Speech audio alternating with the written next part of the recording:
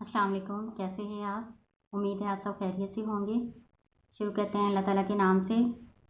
मैंने आपको बताया था कि मद्दे असली 3 होते हैं,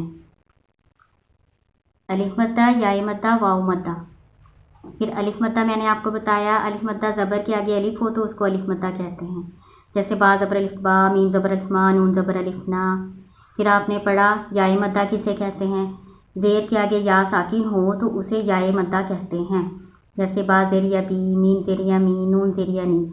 और इनकी आप प्रैक्टिकल प्रैक्टिस कर चुके हैं। आज इंशाअल्लाह ताला आप वाव मद्दा पढ़ेंगे।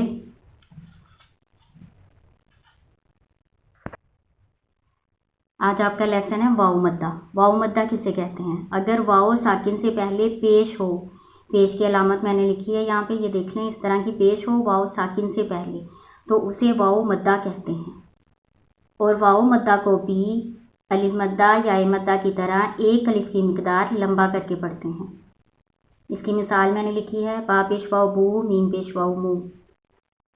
अब आप अपने कुरान पाक से जो कोई सा भी हिस्सा निकालें और उसमें से वाव मद्दा निकालने की, ढूंढने की कोशिश करें।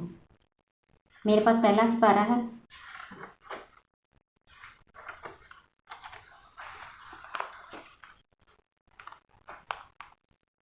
देखिए शुरू करें।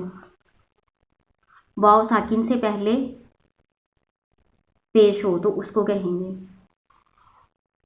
ये नहीं है क्योंकि ये देखिए ना वाव के ऊपर जज़म की अलामत नहीं है तो हम इसको वाव मद्दा नहीं कह सकते, ये वाव पढ़ने में नहीं आता। और कोई देखें आप, ये देखें लाम पेश वाव लू, लाम पेश वाव लू, लाम साकिन, लाम के ऊपर जज़म है और उससे पहले पेश है तो ये वाव मद्दा है। इसको एक अलिफ की मिकदार लंबा करेंगे, कुलूबिहिम, कुलूबिहिम ऐसे पढ़ेंगे। इसके अलावा और कोई देख लें,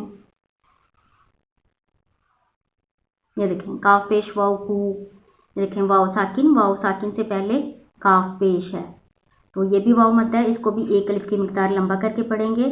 कैसे पढ़ेंगे, मैं यकूलू, यकूलू ऐसे पढ़ेंगे।